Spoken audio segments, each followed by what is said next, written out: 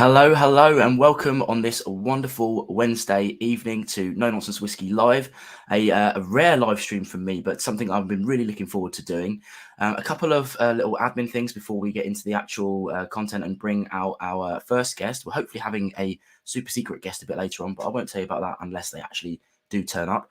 First bit of admin, obviously you might notice I have a bit of a gravelly voice today, so I'll do my best to not cough into the mic and things like that, but it's just a sore throat, nothing major. The nose is still fine, so we'll crack on with that.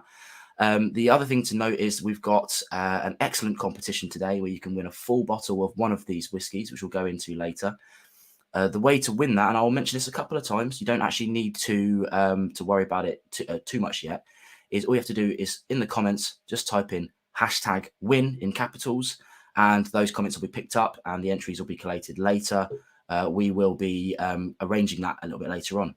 In fact, actually, my special guest has just popped into the video, so I'll be dragging him in after I introduce Ed. The final piece of admin, of course, is that unfortunately Chris from the Dram Team can't make it today. He is super ill. He isn't just kind of gravelly throat ill. He's super ill, so unfortunately he won't be joining us today.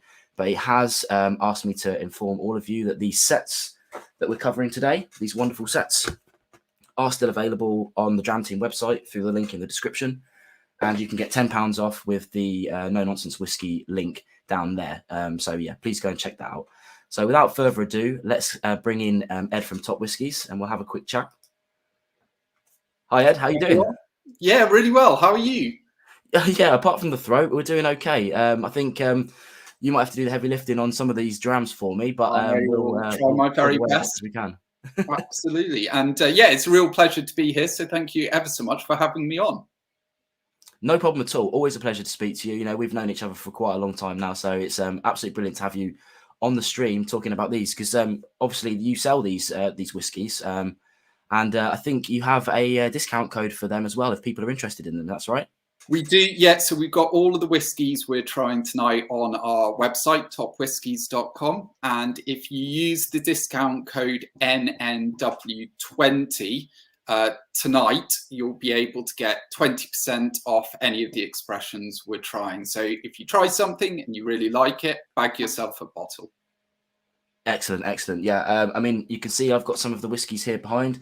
I've actually got one of the old ones here. This is the Altmore Rare, which has now been replaced by the one that we have here today. So showing that off a little bit. Yeah. Unfortunately, you can't get that one. Yeah, so I don't want to leave the big man himself waiting any longer. So I'll drag in Mike as well and introducing Mike Collings. There he is. How you doing, Mike? Good morning, good evening. How are you guys? It's very early for you over there, isn't it, Mike? It's 6:30 in the morning. Nice, nice, nice.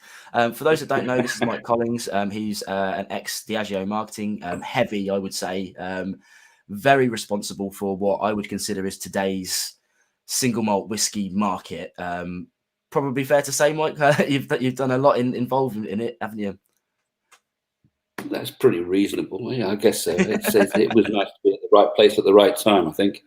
Yeah, absolutely. But I think everyone watching will be familiar with things like the Johnny Walker Blue Label, the Green Label, and the Classic Malts range, which is you and your team all over. That's so correct. Yeah. But today we're not talking about that. We're talking about Firkins today, which is your retirement project, let's say. Yes. Absolutely. What we'll be doing as we go through this live stream, I'll be dropping up the underneath us what dram we're drinking. Mike might have it in his teacup there. We don't know. I'm not sure if he drinks this early in the morning. I'll try and get a glass in a second. No pressure. No pressure. But yeah, absolutely. Thank you for everyone who's dropping in on the comments today. We've got 21 watching us on YouTube and a couple on Facebook, which is awesome. We're also on Twitch for future reference. But if you've got any questions for me, Ed, or Mike about this process at all, because you're not making these whiskies in a very cheap way, are you, Mike? It's a very interesting way of doing things. It is. You know, we basically take a very different approach to it. Yeah. So we select different casks. Do you want me to go into that or later on? We'll get a dram in the glass first so that people watching, hopefully there's a good few people with the set watching. Sure. We'll go through the first one and then see where we're at. yeah, so I'll just drag that up on the screen now. The first one we're going to try is the Firkin Ten Benrinnes 2008. Just so everybody knows, we're not doing this in quite box order. And I'll go through it as we do, but we're going to do the Benrinnes first, then the Tullibardine, then we're going to do the 6th dram. We're going to do the Imperial Tribute, mainly because of the slightly lower ABV than the next one, which is going to be the Founders Reserve, a hefty 54.8%. Then we'll hit the peat. I don't know if you think that's a good lineup there, Mike. Excellent, excellent.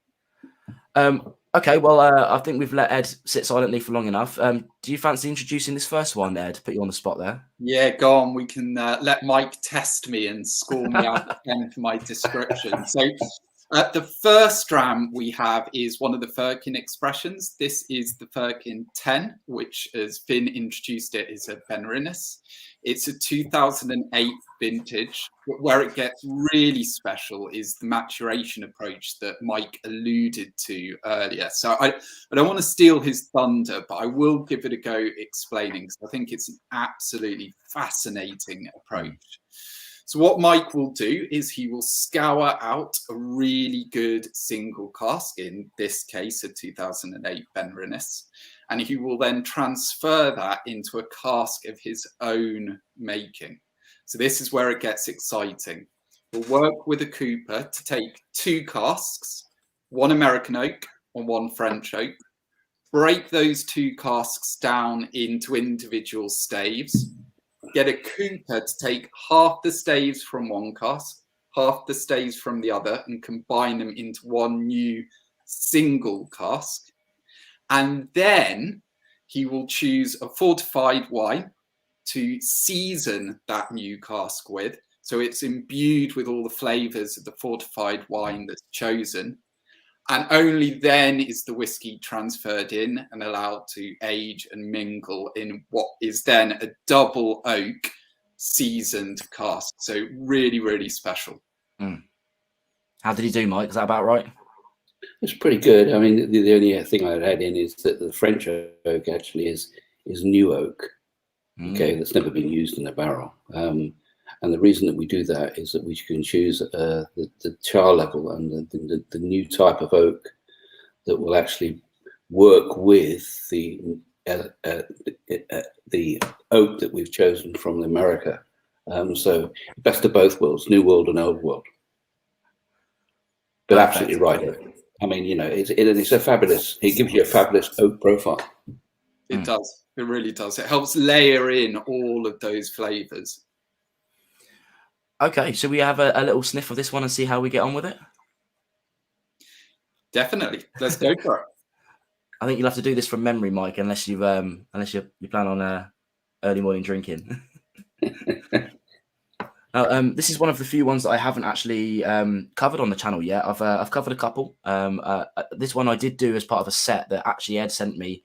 I did the original 4. One of them's now been replaced. So if you want to see kind of a full review of these at any point, then make sure you go and check out my videos on them. But yeah, I mean, this is a stunning way to start a kind of tasting. I think it's,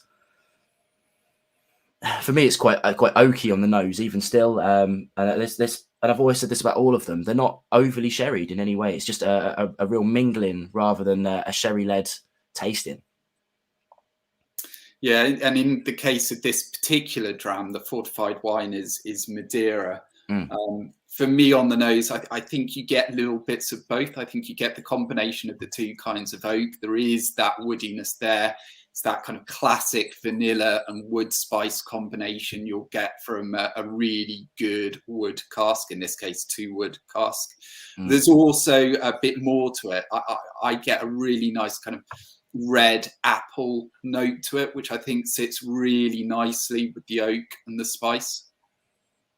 Absolutely. I should say as well, we've got someone in the comments below called Prestige Liquids WW, who's actually based in Sydney, so he's not too far. He's having his breakfast whiskey as well. All right. Yeah, absolutely fabulous. I mean, I guess the only reason I didn't pick this one up immediately is because I'm not that well versed in Benrinnes, whereas like the Lechig for me, which we'll get into later, is just that was an absolute no-brainer. Smoky all the way. But yeah, absolutely stunning. Obviously, the ABV of all of these is 48.9. Mike, can you tell us a little bit about why you settled on that number? Yeah, I mean, it was a discussion I was having with Robin Tuchek of Blackadder in a Tokyo bar when we first was chatting about, the approach that you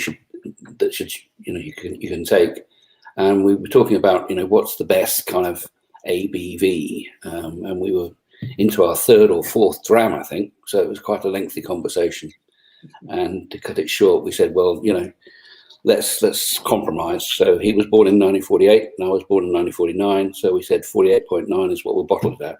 And it's great because that allows you to keep filtration to an absolute minimum. I mean, we try and use the thing called gravity. It's the best kind of filter you can have. And at 48.9, I think it's a great balance, and it's our signature strength. Bit whimsical, yeah, absolutely. Completely agree, and it's worth noting to everybody. Obviously, these are all single cask whiskies, apart from the two Spencer Collings, which are blends. But the Firkins are all single casks, so you're getting something kind of unique with every bottle, I would say.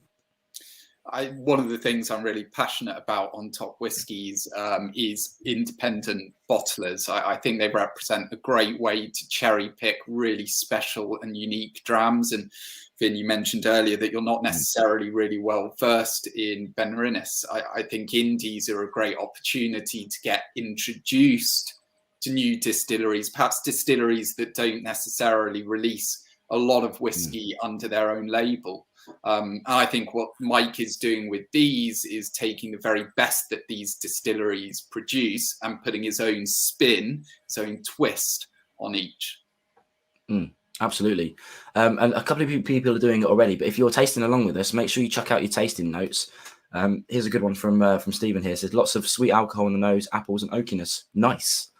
And Whiskey Owl, who's over in Northern Ireland, he says it's hitting the spot lovely. So awesome. And a massive thank you as well to Mamuka 1977, who's dropped me a super chat. Thank you very much.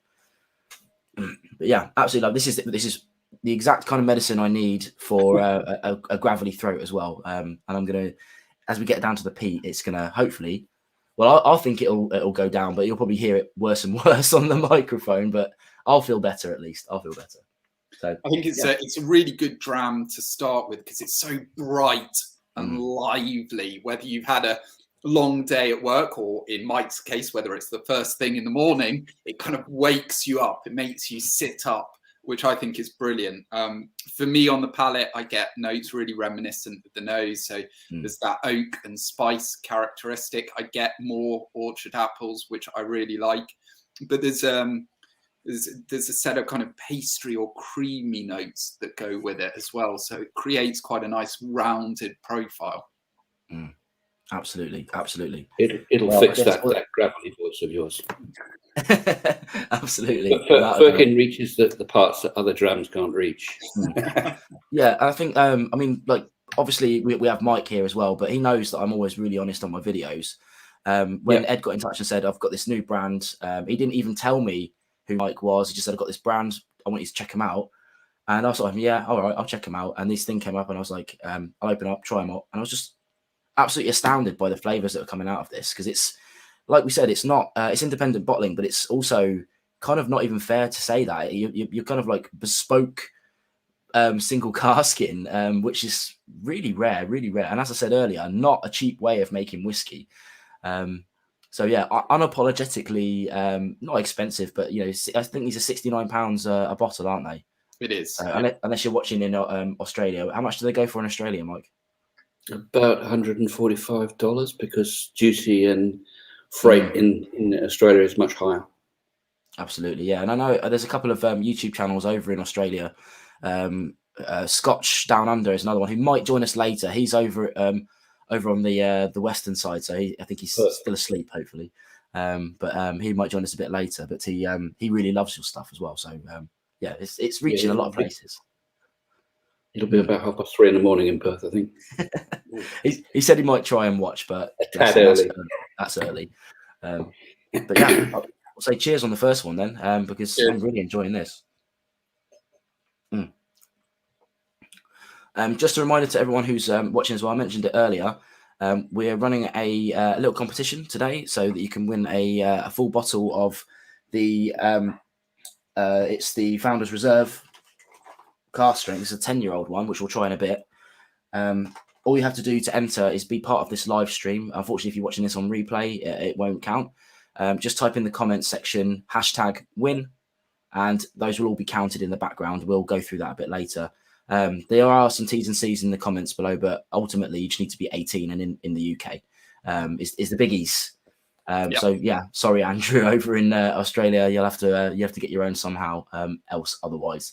But yeah, please do drop that in the comments, and we'll get you a bottle of whiskey. How do you feel about moving on to the next one, Ed? Absolutely, let's do it. So the next one we have is Firkin 49. Why 49? I hear you ask. So I can say this because Mike's not on screen.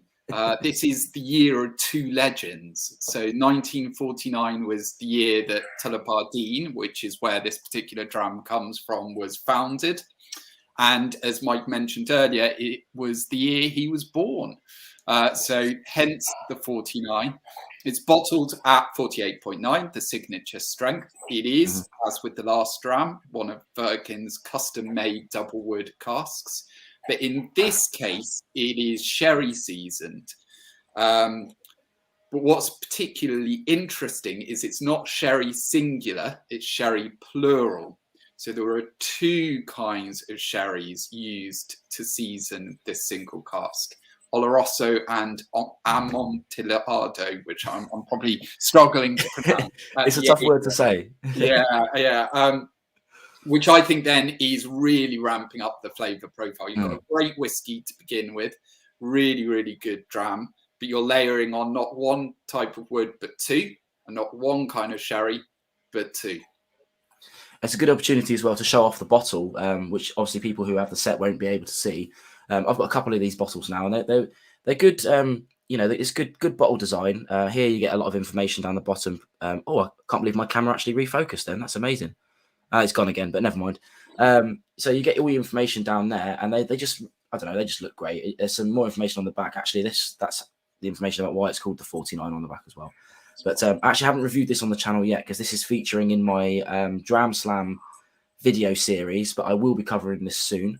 But yeah, I love this stuff, and I think I said earlier when I was talking about the last one, I think I said sherry, but I obviously meant to say fortified wine, everybody. So don't pick on me too much. They're all fortified wines. Some are sherries, some are not. This one sherry, but yeah, as I mentioned earlier, that it's not overly sherried at all, is it? It's just mingling very nicely in there. No, exactly right. I think particularly when you say double sherry, you think, is it literally just going to be a dram that tastes of sherry and not much else? And it really isn't. I think it's in some respects quite restrained, quite balanced. It's a delicate touch, which yes, it does layer and complement the flavors, but the quality of the underlying spirit is still there. You can still detect a really great whiskey, a great Scotch, albeit one that's accentuated and highlighted by the maturation. Absolutely, yeah. When Mike comes back, we'll quiz him about that, because this isn't by accident. These whiskies, how they're combined. This is very, very carefully selected whiskies. As I mentioned earlier, this is one of Mike's passion projects, so to speak. He doesn't need to get these out quickly or anything like that. I think I'll quiz him later, but I think he gets samples of all of his casks that he's got planned in this series every 6 months or so, or maybe even more frequently. And when they're ready, they're ready. He tells them to bottle it, they bottle it, and we get it. Spot on. Yeah, you're absolutely right. There's no pressure. Firkin is a really small company, and even by indie standards, it's a relatively tight range. There's no particular need to get stock out really quickly. So the key rule is the whiskey ready? If it's ready, great. If it's not ready, wait. And Mike talks really passionately about his idea of soulmate pairing, which I really like. The idea that it's a case of finding a great quality Scotch, really reflecting on what would complement it well, and then finding that fortified wine that just marries up beautifully. Yeah, we were just talking about how you go about your selection process, Mike, and how it's I mean, obviously years of experience in picking them, but there's no accident how the cask meets the fortified wine, meets the whiskey. It's all been carefully selected, hasn't it? Absolutely. And I think that, what we're trying to do is polish the original, enhance it, take it to a new level, rather than there's lots of so-called finishes that actually obscure and bury the original whiskey. And that's exactly what we don't want to do. So it's getting the balance between the level of wood effect you want and the type of fortified wine in conjunction with that wood, and how that will balance with a particular type of whiskey. And I think that's the nuances that you can actually start to bring into choosing and selecting and maturing the whiskey and taking it to a new level. Absolutely. I mean, I always say on my videos that I'm typically not a big fan of sherry finishes or sherry aging, but I spoke to Billy Abbott, who's actually got an interview on my channel coming soon, and he said something really good in there, which I'll leave in the video, which is that every time he has a misconception about whiskey, about what he does and doesn't like, a whiskey comes along that disproves it, and he has to rethink his entire strategy again. And this is one of those ones where, I say big sweeping statements like, I'm not a big fan of sherry finishes or sherry maturation. And then I try a sherry maturation and I'm like, okay, I don't like some sherry maturations, but this one's great. Yeah, spot on. We've got a couple of tasting notes dropping in. Again, from Stephen, who's pulling some good weight here, which is good. Lovely and soft plums, fruit, and yumminess. Nice but not overpowering alcohol and plenty of ABV. How do they do that? No need of water in this one or the last one. Well, I agree with that. I think they do take water well, but yeah, I agree. You don't need the water in there. I don't want to cover Mike's face, so I'll get rid of that. But how do you mar up the ABV on that one then, Mike? Because let's say you choose one, you get it to your ABV that you want it to be. What if it's changed since the last time you tried it? Do you just leave it back in the cask until it's right again? Well, I think that's each one of these is excuse me. Each one of these, because it's individual, it's the individual cask. So that you will get those nuances and variances. And I'm usually quite taken aback when I'm tasting, because I would have said that one cask and another cask, virtually of the same age, the same position in the warehouse, is going to be pretty similar. And then you get one that takes you back, and it could go, wow, what happened here? and I think that you then decide, and that's why I decide that, I try each cask every 6 months. And it's hard yards, I know, but I mean, somebody's got to do it. But then you can see what actually is going on. And, the great thing about that is that you can actually say, yeah, okay, that's just brilliant. So let's see if we can bottle that as soon as we can. Whereas others might say, we're going to need some bit longer, linger longer. I think it's a bit. Yeah, I mean, exactly. Why not? I mean, we were just talking about that when you were off screen a bit, but it's a wonderful position to be in, where you're not marred by like urgency, let's say. And so when a bottle comes out and I get a ping in my email from TopWhiskies that says there's a new Firkin coming out, I already know it's going to be good now. I've tried enough of the brand to be invested, and that's kind of what I'm hoping about with this live stream today. Is a few people haven't been able to try it, because you are a relatively new brand, even though you are weighted by a lot of experience. And hopefully people have tried the whiskies now and are going to be invested, because yeah, I am. That's for sure. I'll have another sip of that. Yeah, I noticed you picked up a bottle there, Mike. What have you got in front of you now? Well, I'm trying to work myself up to doing a founders in a minute. But okay. I'll have another coffee first, I think. Yeah, I'm going in heavy for the breakfast whiskey there. Yeah, we'll be trying that one fourth. So I think we're going to move on next one, if you're okay to move on, Ed. Absolutely. Yeah. The next one, I've poured it into my Dram Team glasses. We're going to do the 6th dram now, which is the Imperial Tribute, which from my notes here, there's only 300 bottles of this. So I'm not even sure where you can get. I don't think Ed's got any TopWhiskies at the moment. Is that right? I do. I do have Imperial Tribute.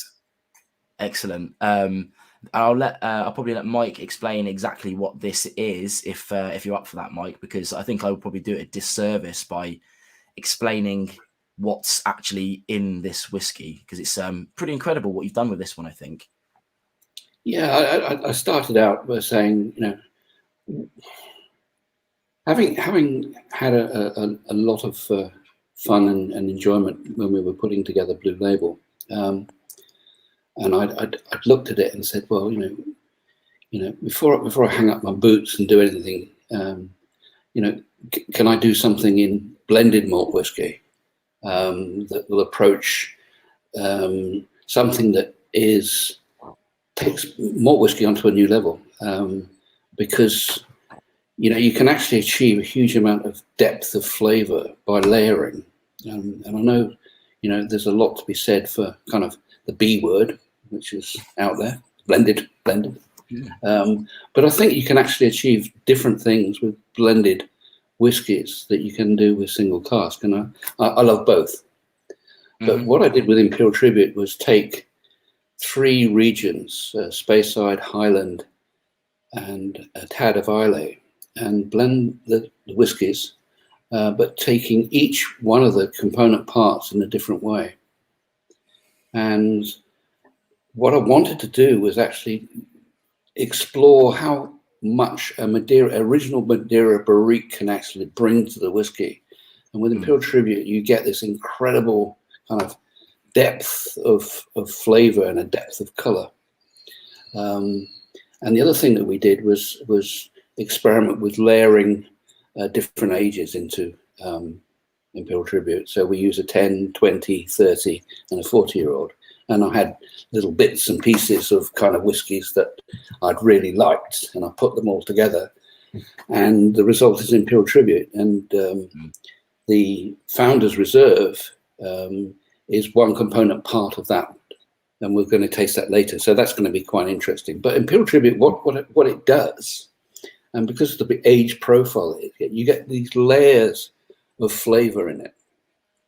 And what I was really trying to achieve was this kind of richness that you get, and you get beautiful, what I call honeyed oak, with a richness of kind of almost Christmas pudding in this whiskey.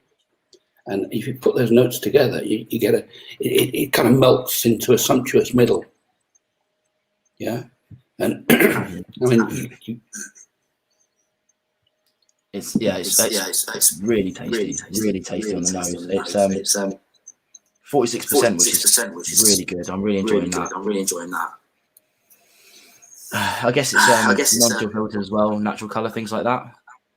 Absolutely, and you get the depth. You get the actual depth of color from the time it's spent in the Madeira barrique, and the whiskey is just, I think, stunning. Haven't got very much of it, and then so what I decided to do was then actually build and produce a look and a feel for the brand that matches the intensity and the quality of the whiskey. So we personalize every bottle to order, and you can only get it that way. So it makes a fabulous gift. And end of the day, we release about 300 bottles a year. So it's not okay. It's not going to make people rich, but actually at the end of the day, it's an incredible experience. It really is. Yeah. We were just, I was just saying, like, looking at the comments there, just got Ed back in. I was smelling this, and this is genuinely, obviously, we only got a wee dram. I think they've actually upped their volume on these. These used to be 10 mil, but now they're 12.5 mil, which is cool. But I was, it's genuinely the first smell and taste I've had of that ever. And while you were talking, I was just trying that there. And one of the people in the comments was like, they must have seen my face, because I was just like, this is genuinely really, really good. People are asking how much these whiskies are. So just to let you know, the Firkin bottles are all available on TopWhiskies.com. And at the moment, I think tonight they are 20% off if you use code NNW20 on checkout. So they were £69, and they'll be 20% off for tonight. So if you're interested in grabbing a bottle of any of the Firkins, I think that's right, isn't it, Ed? It's the Firkins that this applies to. Yeah. So I mean, for me, they're well worth the £69. But if you want a bargain, tonight's the night to get it. I think, especially if you've only got enough for one bottle, make sure you wait until you've tried the whole set before you choose. And because if you buy some of the early ones now and you like peat, you'll kick yourself later. But by all means, buy a couple. Why not? What do you think of this one then, Ed? I think it's lovely. It's a real treat. For me, some of my favourite whiskies I've had, almost a celebration. And it's a celebration in terms of the dram itself, but a celebration in terms of the event or the time or the people I'm with. And I think Imperial Tribute, for me, is a wonderful connection between those two. It's a really delicious, really special dram. Christmas cake, absolutely. Honey, rich wood, layers of those cask influences, those different casks that Mike took in different directions really come through. But it's also a celebration in terms of the way it's presented. So Mike very kindly got me one of these for a big life milestone that I went through. And that's the photo that we have on Top Whiskies. And it just opening this glorious box and seeing your own name on a bottle is really, really special. So yeah, an awesome whiskey. I think the next question with this one, because this one is like, we're doing things in a funny order, but it's ABV led. But how much does this one retail for, if you can find it? So it's on Top Whiskies for $139. $139. That includes the personalization. Yeah, which is astounding. I mean, like if we compare it to something from Mike's past, something like the Blue Label, for instance, already you're getting an extra 6% on your ABV for what, like 20-30 quid less than what that retails for. So I think this is a bargain, to be honest. Superb.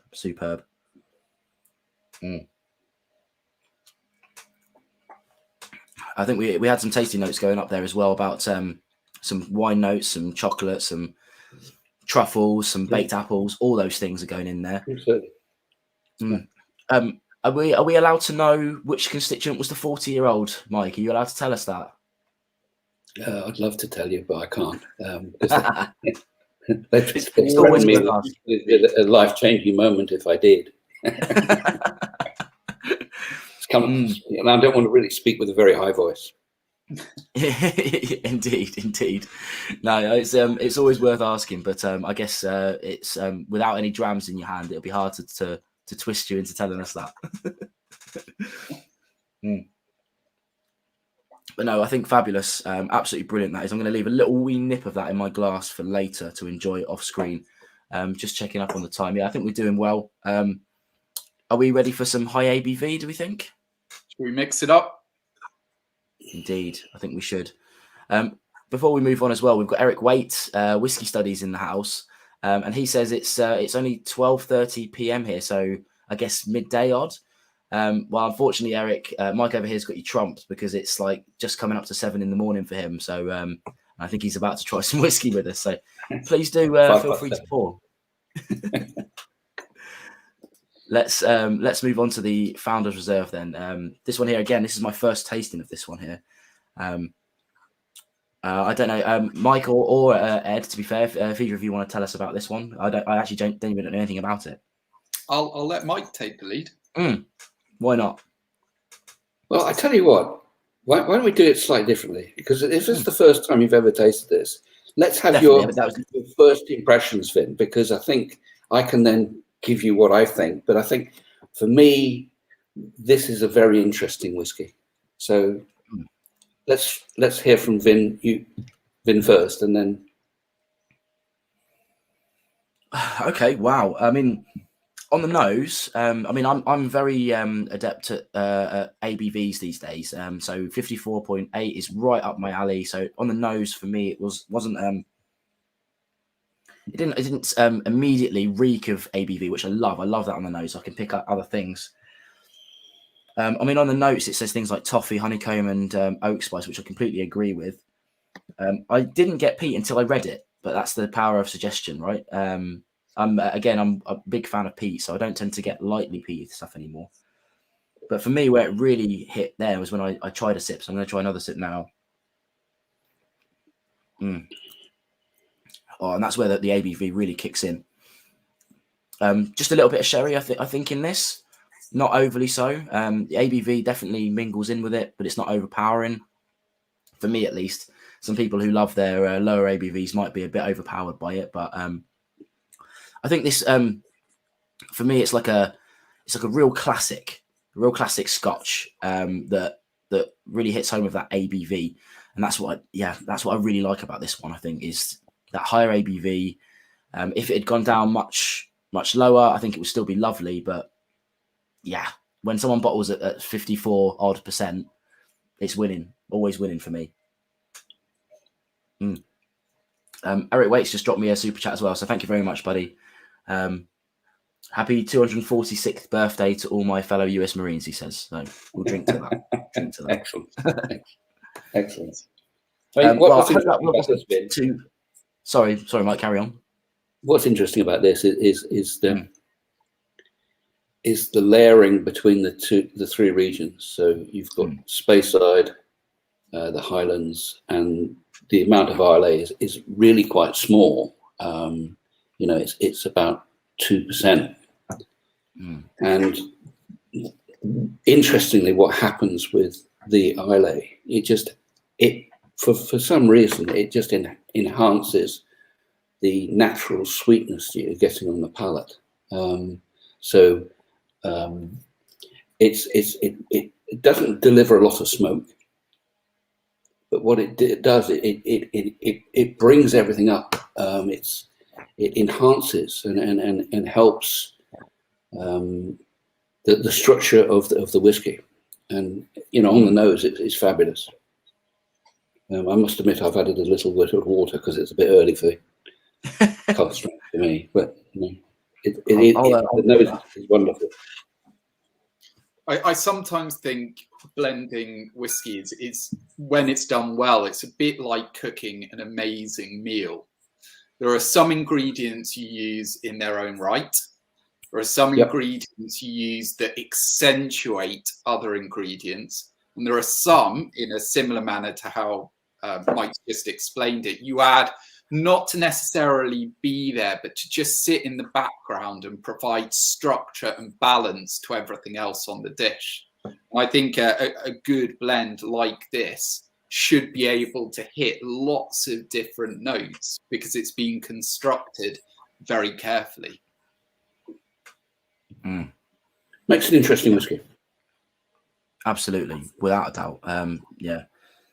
This is fabulous. How much does this one retail for? I think someone's just dropped it in there. Is it 90? Is that right? Yeah, I think it's 89. Okay, 89.90. That sounds about right. Yeah. Yeah, and I think it's important. Something that we're going through at the moment in the world of whiskey is unlearning age statement is a really important thing that we talk about a lot on Whiskey Tube right now. A 10-year-old whiskey, which I guess is the lowest constituent in this. I won't press you on it or what else goes in this. It might be a bit higher, but obviously the minimum is 10 years. And there's some people that would look at just that and the price of it and then just turn their nose up and ignore it. I mean, more for them because that means more bottles for me. But it's something that I think that as a culture we're trying to unlearn. Because people like yourselves are putting out excellent things with, a cursory number. I mean, for me, that could just not even have the age statement on it, and I'd be happy with what comes out of that because it's really nice, really nice. I think, Vin, you've put your finger on a really excellent point. Age is an indication of rarity. It's not an indication of quality. I love the sound. That's very good. You can play music. That's great. You know, I've only got one glass. I can't even join you in. That a little bit. Oh,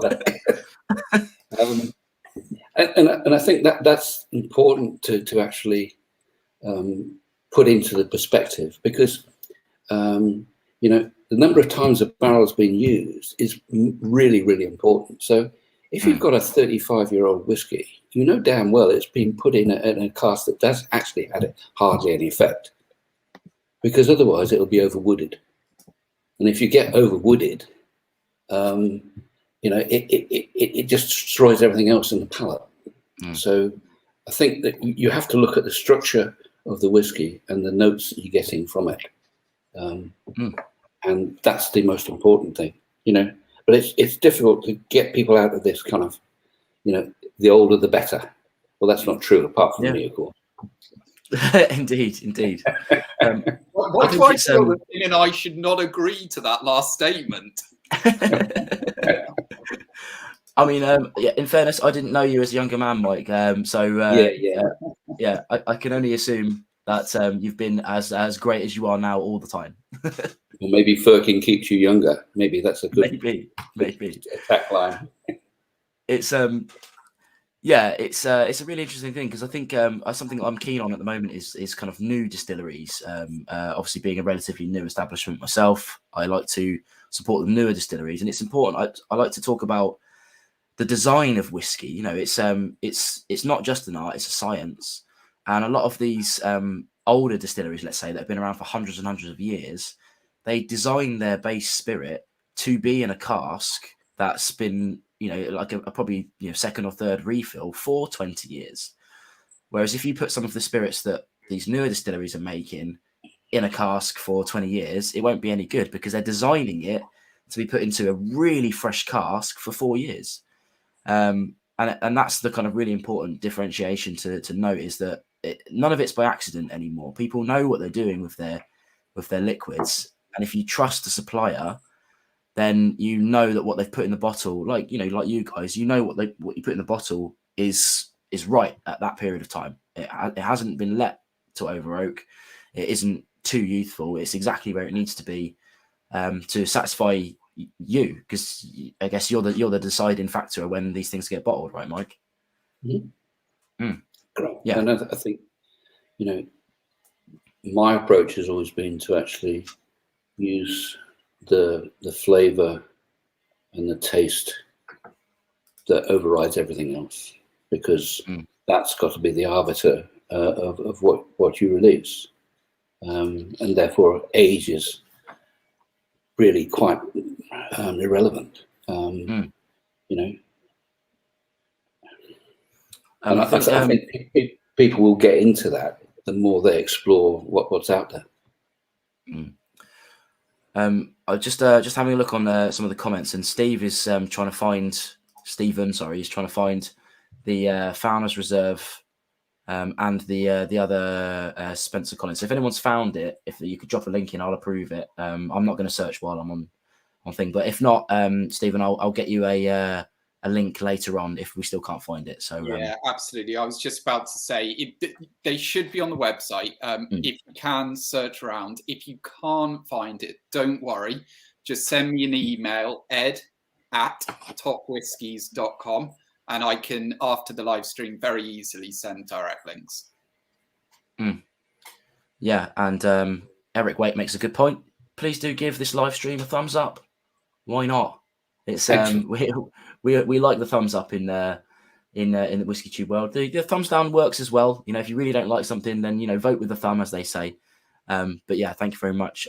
It's also worth noting as well with this whiskey, not that I want to move on because it's so fabulous, but this is the one that is going to be part of the giveaway today. Yes. So if you haven't already, make sure you get in the comments below and type in #win. Those are being collected in the background. We have 14 entries so far, so you have a really good chance of grabbing yourself a bottle of this super high ABV whiskey. Again, caveats, you do need to be in the UK, and of course you do need to be over 18. I always wonder about stuff like that, because if people are under 18, why are they watching a live stream about whiskey? You know, I didn't get into whiskey until I was like 25, but either way, please do be over 18 if you're going to enter. What we'll do in a moment is we'll draw that. I think I said around 9 o'clock-ish. So in about 15 minutes, I'll do a live draw on the stream of the person who's going to win it. So yeah, please do get your hashtag win comment in before then to be in with a shot of getting it. And as I said, we've got 14 entries so far, so you've got a really good shout of getting yourself an excellent whiskey. Yeah, I don't want to move on just yet. I want to kind of drink this a little bit longer because this is really good, really good. You know, it's a good whiskey when you've got to spend time and just sit and enjoy it. I think that's the.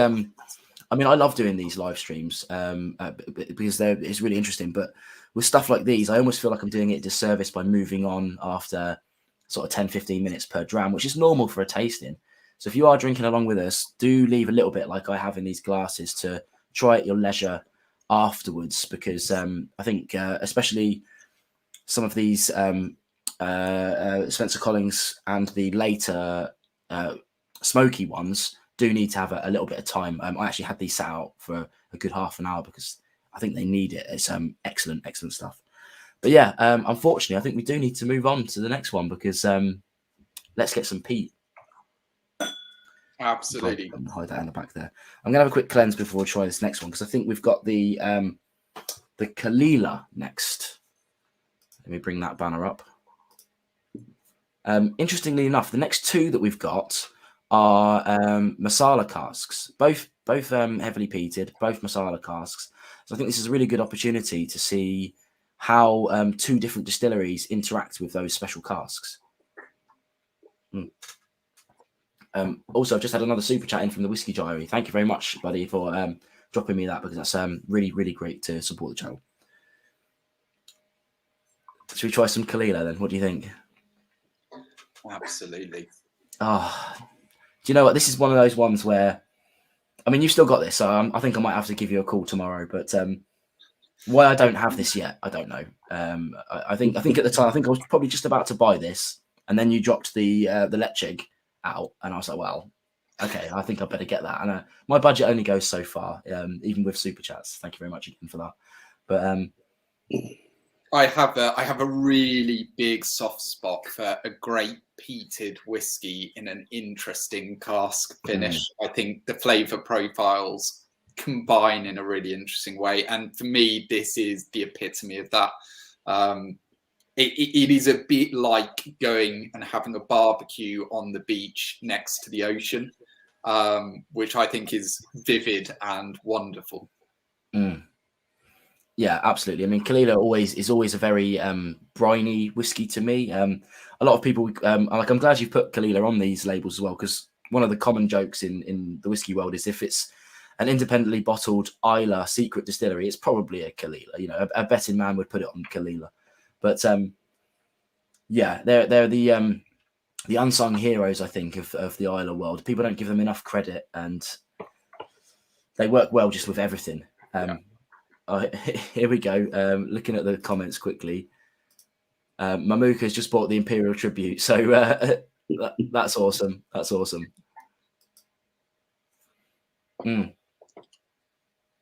Oh, this is just fabulous. Now, I actually bought a bottle of Marsala wine when I got the Leipzig because I've never tried it before. Right. How do you think the Marsala particularly meets with peat in this occasion? Because you've got two peats here with Marsala. That can't be an accident because you must really love that interaction, Mike. Yes, I think the interaction with both of the whiskies allows the level of peat that you've got in each whiskey to bring it to the fore. But I mean, what it does is, I mean, if you take the Caol Ila, as we know, is usually fairly pale straw in colour, and most bottlings will be that kind of pale signature Caol Ila. If you look at the interaction with the cask in this case, you've got a much deeper colour, and it's probably almost twice the colour of the standard Caol Ila. And what you're getting is not only a visual intensity, but a nose and a flavour intensity from the peat and the elegance of this touch of sweetness on the palate. And what it does, I think it kind of takes some of the edges and makes them, accentuates them, and smooths some of it, but accentuates other parts. So, you know, you get this kind of burning bonfire, peaty kind of start, and then you get, you know, what happens is it takes that smoke and actually the peatiness and actually brings it to another level, and it gives that sort of almost barbecue flavor that you get to it. You know, that kind of peat and smoke together, but you've got it's if you could describe it as, you know, succulent peat, and I think that actually gets to where I think this whiskey is, and it makes it a very interesting edition of Caol Ila. I think it's just, you know, it's taking Caol Ila to a new level, and I love Caol Ila, and it's always been one of my favorites. I mean, if Lagavulin is kind of the king of Islay, you know, Caol Ila's the queen for me. I mean, it's just a fabulous distillery, and, you know, looking at it in the summer, overlooking the Straits of Jura, there is a fabulous location. Not so fabulous in the winter, though. Oh, excuse me a second. We have something I need to sort out. We've got spam. We've got spam in. Hide user from channel. While you're sorting that, Mike, I think you're right, and it's really interesting how adding a set of flavors helps then accentuate others, and as you say, that sweetness somehow just brings out and rounds off that peaty smoke in such a nice way. Yes, it does. I mean, my analogy is a bit like taking a rough cut diamond and then polishing it. Yeah, you can accentuate and give different aspects their true glory, if you like, and I think it's exploring those nuances of flavor that you can achieve that led me down to the path of, you know, how does this particular oak combination and Marsala react with different whiskies? So that's why I wanted to look at, you know, kind of the peated version of the Ditchy, and the, you know, fantastic Caol Ila. So, you know, it's like, how do these two compare? Yeah. But they're very, very different. It's a fascinating. We'll take the other one in a minute. But this is a magic dram. This is, I can confess, one of my go-to drams. Wednesday evening when you're looking for something midweek, a bit of a reward. It's a great treat. Yeah.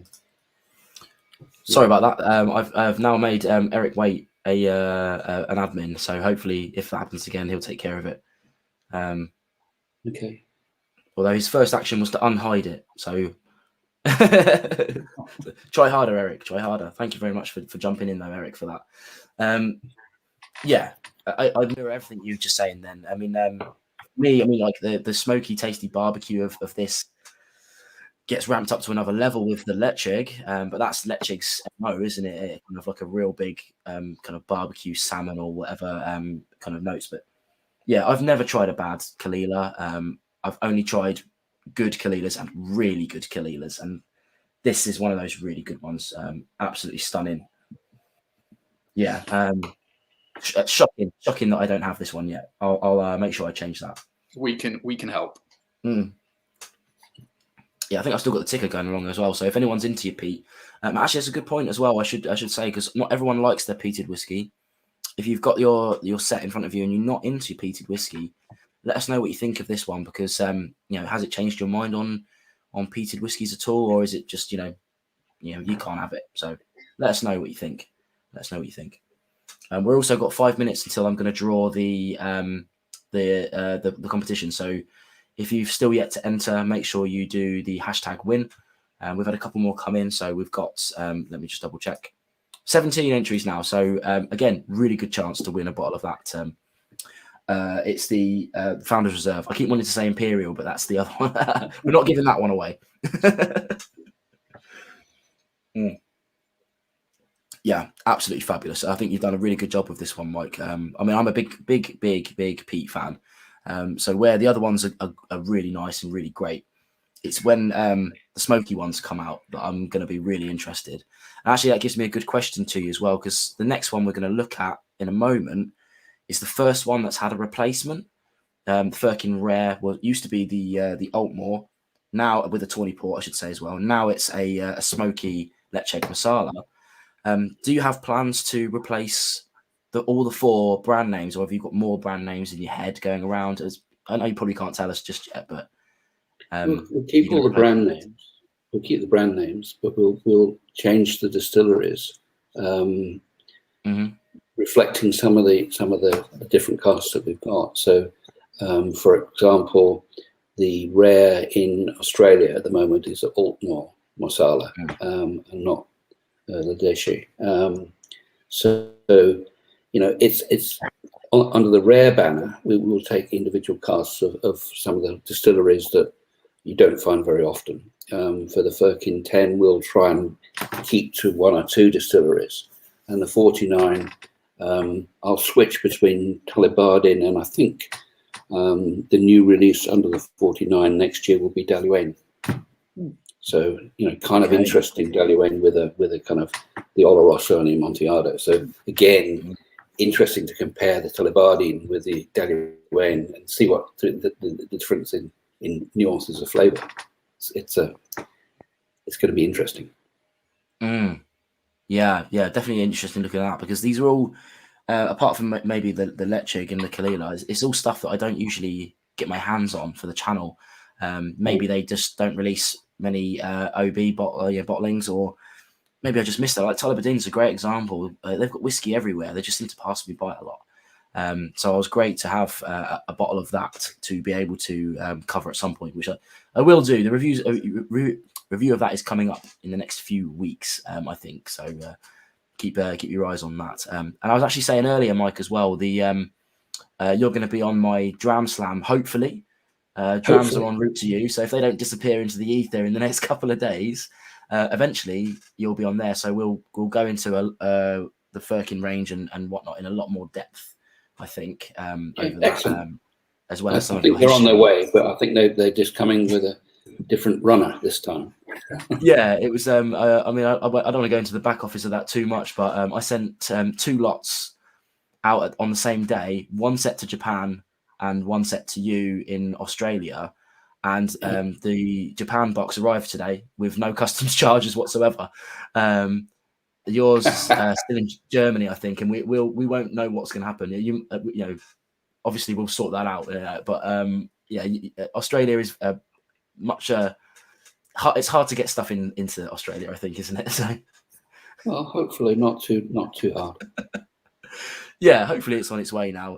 I did get a very scary email, though, I think yesterday or the day before, where it basically said, the law prevents us from sending this on to the destination, so we're just going to hold it until the law changes. And I was like, okay, I don't think I'll be getting Mike then.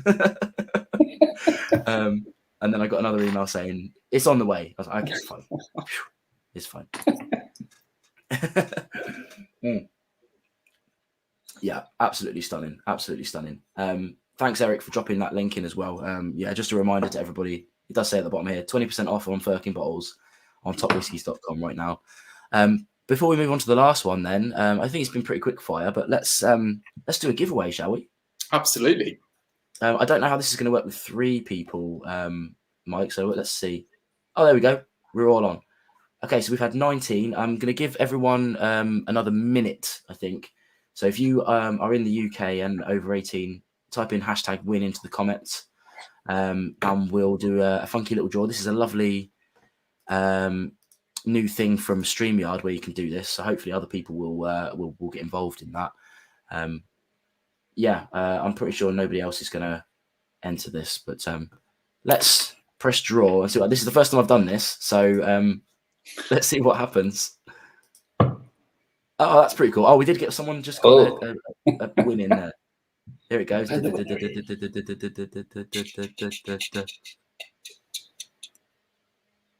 Way Welsh Torrent. Actually, I know this guy, so I'm going to get called out for that. But genuinely, you all saw that happen. No involvement from me whatsoever. So yeah, Welsh Toro. Actually, Welsh Toro is an interesting guy because I can never remember his real name. We just know him as Welsh Toro. But yeah, he's a fairly local guy to me. So Welsh, if you can drop me an email to vin@nononsensewhisky.com and let me know your address and details, we'll get that bottle out to you. So congratulations, my friend. Congratulations. Let's get rid of screen and bring us back. There we go. We're back. That was good fun. I might do more of those actually. That was great, Vin. Yeah, do you know what? StreamYard is fantastic for stuff like that. We going a bit into the back office. A few years ago, we used to do this all through YouTube, and it was so easy. And then YouTube just decided one day, no, we're not going to support that anymore. And all of us people that live streamed had nowhere to go. And then this little company in America called StreamYard, it was just two guys back then, two college dropouts, were just thought, they were already building this in the background, and then suddenly Google Hangouts dropped out, and like a massive swath of people joined their thing, and they had to upgrade their servers. They've just been adding stuff to it every week, something new. They've just released a new function now where we can have teams. So, like for instance, I could add Ed to my team of StreamYard, and he could just run it in the background for me. But I haven't gone down that road yet. In any case, before my throat gets any hoarser, let's move on to the last one. I'm going to have a sip of water first. The last one is the Leipzig 2008. And I should say as well, before we drink this, there's going to be some time for questions at the end. So if you've got any questions for Mike or for Ed or for me, please do let us know, because we'll hang around for a bit. This isn't going to be a drink and drop, let's say. I've got a bottle of this. You can see this took an absolute beating since I did my review. I've had to hide this from myself, Mike, because it's so good. And I have to say as well, I know some people don't like things like freebies, but these genuinely aren't freebies from the industry. I buy all my bottles from these guys because they're just a brand that I get involved in. But if you love Leipzig in any way, shape or form, then you don't even need to try this. Just get it, because it's pretty special. It's pretty special, yeah. The old Altmore was good, and I am going to show this off again because you can't get this anymore, and I've got a bottle. But unless you're in Australia, as Mike said, then get it. But Leipzig, yeah, I love this. I think it's another good example of Mike's point that sometimes adding a flavour profile accentuates another. So you've got that kind of meaty, peaty characteristic that we know and love of that name, but combined with Marsala, you then got a bit of sweetness, a bit of fruit. When I reviewed this for TopWhiskies a couple of weeks ago, it was very much for me the idea of a kind of a Mexican feast or a barbecue with kind of spiced rubbed ribs served with pineapples. It conjured up all of those kind of meaty, barbecue, spicy memories in my head. It's wonderful. Is this what you've got as well, Mike? Are you still on your? I'm still on the Founders, but I fair play. I try and limit myself to one dram. That's the early hours of the morning. You just have to pretend that you're on airport. It is from memory. It's very special because I think it accentuates and shows what you can actually achieve with different harmonies of flavor, and I think that what Ed is describing as his Mexican fiesta kind of thing is it starts to dance across the taste buds, and it's a great dram to start with, but you can take it to a new level, and I think that's pretty well demonstrated with this whiskey, because it releases the potential of this whiskey in a slightly different way, and I think that it transforms it in a way without losing its structural identity and its genealogy, if you like. So you can clearly see where it comes from, but you say, "Wow, it doesn't. I've never seen it look this good before." If you can. No, I completely agree. I mean, I've been a big fan of Leipzig for a while. I haven't covered many on the channel, but I've covered more independently bottled Leipzigs than I have original bottlings. A good example is the 18. I've got the 18 somewhere down here in the nice wooden box, and it's a lovely dram. It's a lovely dram, but the independently bottled Leipzigs that I've tried surpass what they're putting out themselves, like nearly always. I'm not going to say always, because I'll be proved wrong. As I mentioned earlier, there's always someone to prove you wrong with a great dram somewhere. But I think I've got a single cask one that's just an ex-bourbon cask. But the this is the dram that made me go and buy that Marsala wine. I just bought a basic one from Tesco, so I'm not going to pretend I bought a big fancy one. And it wasn't until I poured the Marsala wine next to it that I kind of really clicked home with it. It was amazing. But then the experience of the two next to each other, I could then pick out how it was influencing one of my favorite distilleries. Because I wasn't sure beforehand. When you're smelling this now, I'm like, well, it smells different. It smells interesting, but I can't pick out the Marsala unless you know your Marsala. But yeah, long story long, absolutely fabulous. Absolutely fabulous. We've got some tasty notes coming in. If you please drop this in. Al says he's not a huge fan, but this is the best Leipzig he's tried so far. And Stephen's saying that the mixing of whiskies and wood is a really wonderful thing. So clever. Oh, and he's also added as well that it's such a brilliant distillery, which is true. It really is. Considering they make peated and non-peated stuff, they do both very well indeed. I'm just going to enjoy a sip of this for a moment. Absolutely stunning, absolutely. And this is the same price as the other ones as well, isn't it? This is them. They're all 69 pounds. It is. I think Mike has aspects of no nonsense about him too.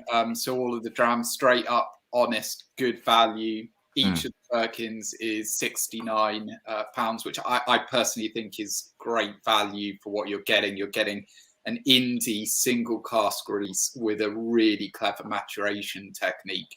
So I think 69 is a great price point. Albeit if you do bag yourself a bottle or two tonight, you can get an extra special no nonsense deal. Yeah, of course. Yeah, let me bang that up on the thing again. For those who might not have caught it earlier, there's a 20% off on TopWhiskies for these, which is a fabulous discount. I'm not quite sure how much that works out in real money terms, but I think it brings it down a good hefty weight indeed. Am I correct in thinking as well you're doing some kind of free delivery? Does that count as well? Dare I say that? It does, yes. That's UK, but for UK people, and that's the whole month. So if you watching this on repeat, perhaps you've not missed out on all the good deals. This is something that you can still absolutely take advantage of. So month of November, get yourself a couple of bottles, stash them away for Christmas, and have a wonderful, merry time. Indeed. And for those that are watching live now, or even on the replay that don't have the box, and you're in the UK again, unfortunately, I have to say this a lot, and it's killing my my kind of worldwide audience. But with the way Brexit is, and even shipping samples to Mike over here just for business purposes, not even for commercial purposes, has been such a pain. The paperwork, it takes like an hour or two just to fill it out.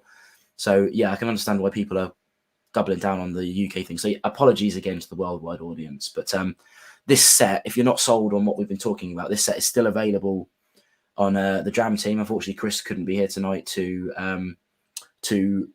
show it off in its full glory, but I'll show you the box now again. I get this every month. Again, this is something I pay for. So it's like 30 odd, 30. I think this one was £40 usually, but my discount code gets this for the normal membership rate of £30. That should be in the description below. If it's not, I'll add it afterwards. But you can get this set. That's the point I'm trying to make. So you can try all these whiskies for a reasonable price before you make a purchase or anything like that. But yeah, you've seen me drink these a lot on the channel. I absolutely love this stuff. Ed obviously supports. You're the only UK subsidiary of these guys, aren't you? Outlet, I should say. I'm obviously, I'm going to say I'm the best. So we'll just leave it at that. Yeah, absolutely.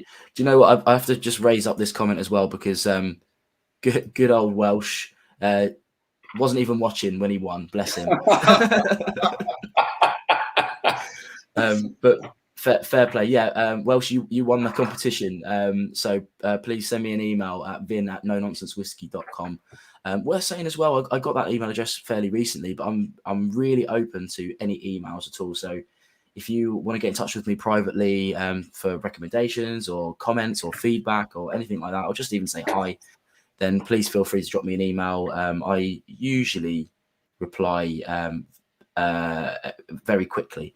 Yeah, and Welsh is saying here as well, he's actually got a Spanish other half, so his time is all skewed. He tends to eat very late, whereas I ate a few hours ago. I don't think he's probably even had his dinner yet.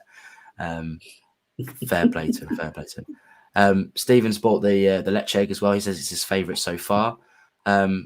It brings me to a good point now to ask everybody what their favourites were. I am under no illusions which one my favourite is. It's definitely this Leche egg, although the Imperial Tribute was really special to try. I'm going to enjoy trying a little bit of that later on because it's really tasty. But yeah, drop in the comments below which one your favourite was. And I'll ask you two as well. It's going to be interesting to see what you might think, Mike. But I'm going to ask Ed first what his favourite of the evening was. Yeah, Mike's got a brilliant cop-out to this question because I've asked him it in the past. He says it depends on time and mood. And I'm going to borrow the cop-out because I do think that's a good answer. I kind of feel that if the three key tasting notes are nose, palate, and finish, then the other three aspects of enjoying a whiskey that I find really valuable are time, place, and people. And I do think you've got a dram here for every occasion. If I were to try and pick on a few, I think Imperial Tribute is a real celebration, as I described it earlier. It is my go-to present and gift for friends now. Just put a bottle there away. They get the joy of opening it and then the joy of the dram itself. Founders Reserve. It's actually my first time tasting that tonight as well. I think that is stonking. That's a really, really great dram.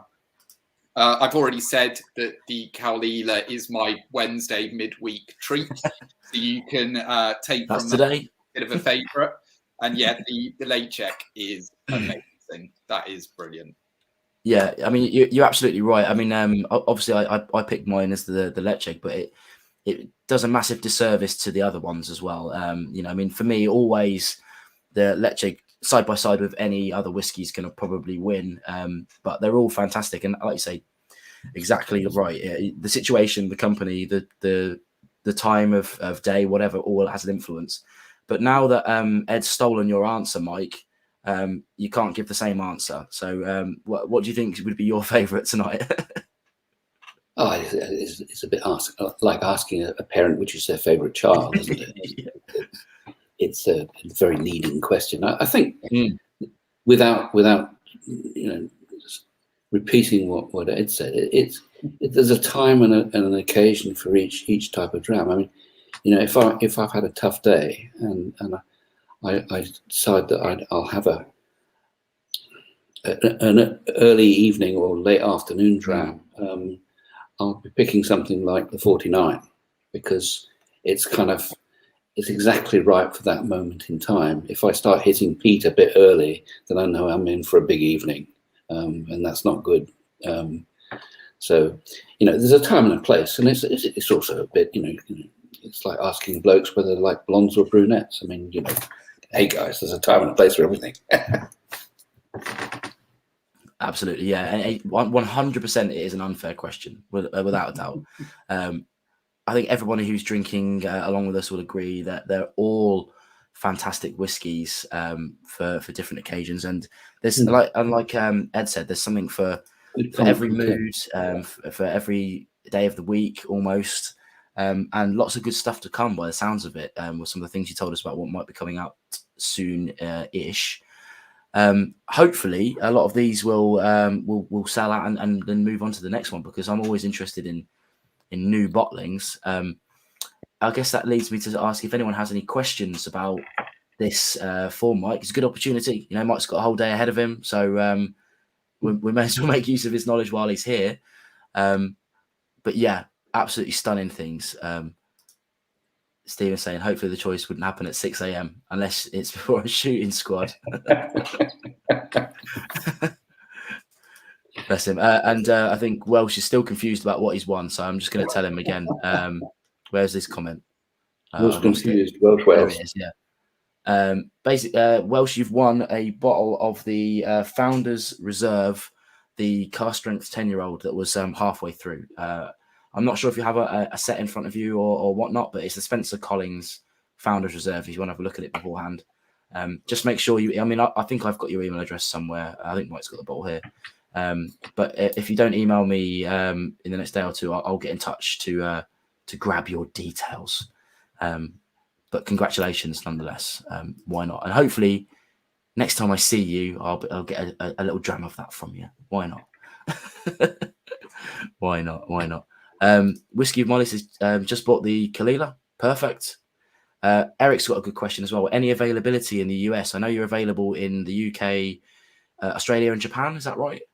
Yeah, you also can get Firkin in the USA. It's available from, if you look at on the website, let me see,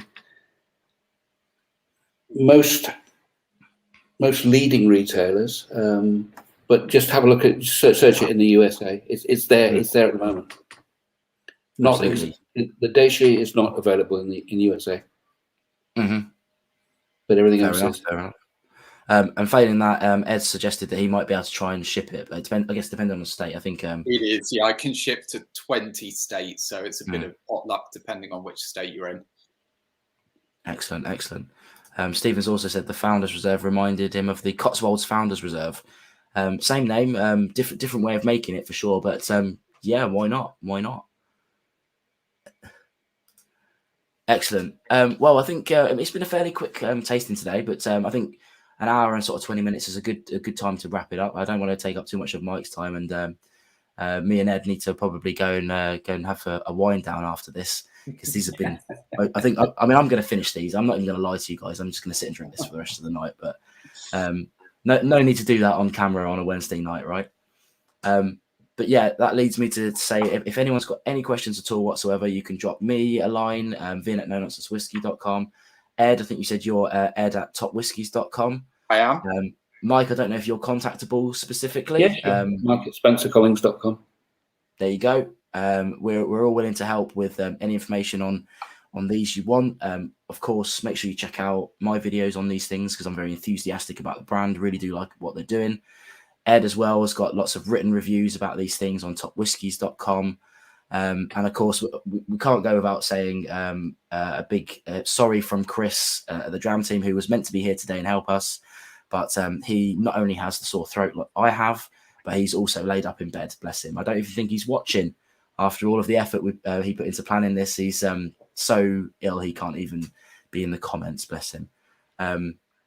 Whiskey, I was asking about the discount code. It's just below us here, buddy. It's NNW20. Yes.